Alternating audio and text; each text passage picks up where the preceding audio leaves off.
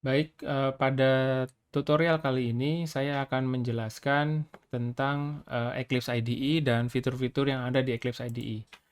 Eh, saya telah melakukan instalasi Eclipse IDE for Java Developers versi 2021.06 menggunakan JDK 11. Oke, kita mulai saja dengan membuka aplikasi Eclipse IDE ini dengan mengklik shortcut yang ada di desktop maupun yang ada di start menu.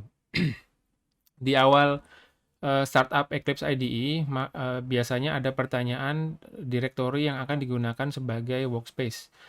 Silahkan memilih direktori yang nanti di dalamnya Eclipse akan menyimpan project-project Java yang kita buat dan juga preferensi atau setting-setting yang terkait dengan project-project yang kita buat.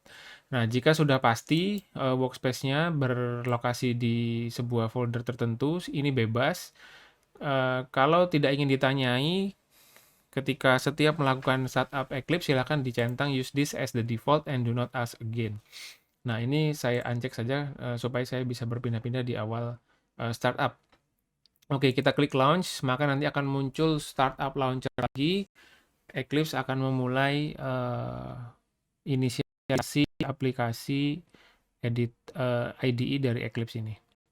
Oke, IDE-nya sudah tampil. Nah, di sini saya akan menjelaskan komponen apa saja yang ada di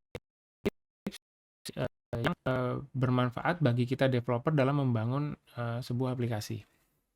Oke, dari yang terlihat dulu, bisa kita lihat di sini di atas ada title bar, yaitu jadi ada window Eclipse, di atasnya ada title bar, di sini akan berisi nama project yang aktif atau nama workspace yang aktif, diikuti dengan nama Eclipse ID. Di bawahnya ada menu bar. Nah, menu bar ini kalau kita lihat ada file, ini untuk operasi file, import project, open project, create class, create file Java, dan lain sebagainya. Itu ada di sini. Dan juga untuk switch workspace dan merestart Eclipse. Edit, ya, menu edit untuk melakukan operasi teks. Kemudian source, ini untuk melakukan operasi fungsi-fungsi yang ada pada source code kita. Jadi kalau kita mau menyeret getter setter, terus mau generate toString, itu ada di menu ini semua. Menambahkan komen juga ada di menu source.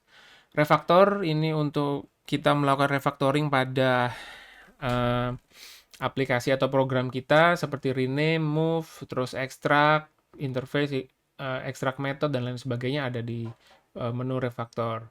Navigate ini untuk kita berpindah-pindah dari hierarki project kita, untuk search, kita untuk mencari keyword tertentu dalam file ataupun dalam source code.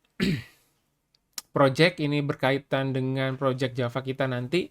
Kita bisa open project, close project, atau membuild semua project, atau clean, dan mengenerate Java doc. Untuk menjalankan aplikasi atau program kita yang telah kita buat, ini ada di menu Run. Di sini bisa menjalankan aplikasi, bisa juga melakukan debug. Dan juga di sini ada berbagai macam tools yang bisa kita gunakan untuk debugging. Window digunakan untuk mengkustomisasi apa yang kita lihat di sini. Dimulai dari editor, bagaimana editornya, kemudian view apa yang kita tampilkan di sini, dan juga nanti ada perspektif apa yang kita pilih, dan juga di sini ada navigasi antar view dan editor. Untuk preference atau setting dari Eclipse bisa klik pada menu window preferences seperti ini. Yang terakhir untuk bantuan help jika membutuhkan dan jika ingin menambahkan beberapa plugin bisa menggunakan install new software atau mencarinya di Eclipse Marketplace. Kemudian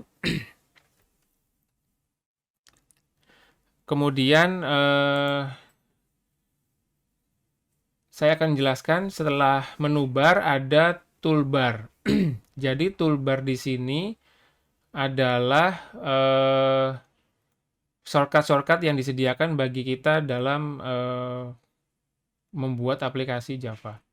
Terus di sini ada editor di tengah ini yang masih belum berisi. Nanti ketika kita sudah memiliki project, maka nanti akan ada layar putih di sini, editor di mana kita bisa menuliskan source code kita di sini, kode program kita. Kemudian ada view, di sini ada view, ada outline, ini ya, view ini berisi informasi-informasi seperti package explorer, problem, Javadoc, declaration console, dan outline dan lain sebagainya tergantung kebutuhan kita.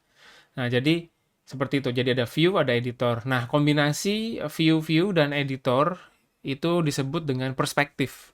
Nah, perspektif adalah sekumpulan editor dan view yang bertujuan untuk menyelesaikan untuk tujuan tertentu, untuk task tertentu. Misalnya, ketika kita membuat aplikasi Java, maka kita akan menggunakan Java perspektif seperti ini yang tampil sekarang. Ketika kita mau melakukan debugging program kita, maka kita bisa berpindah ke debug perspektif. Nah, debug perspektif kita lihat ada perbedaan view-nya. Pertama ada view debug, tambahannya ada debug shell, view debug shell, kemudian ada view variables, breakpoint, sama expression. Nah, sehingga bisa disimpulkan eh, view ini contoh satu lagi, ada Git perspektif. Nah, di sini kita bisa melihat view Git repository, history, dan lain sebagainya yang berkaitan dengan Git repository. Nah, sehingga bisa disimpulkan bahwa view ini adalah sekumpulan, perspektif adalah sekumpulan eh, editor dan view yang bertujuan untuk membantu kita dalam menyelesaikan task tertentu sesuai dengan kebutuhan kita.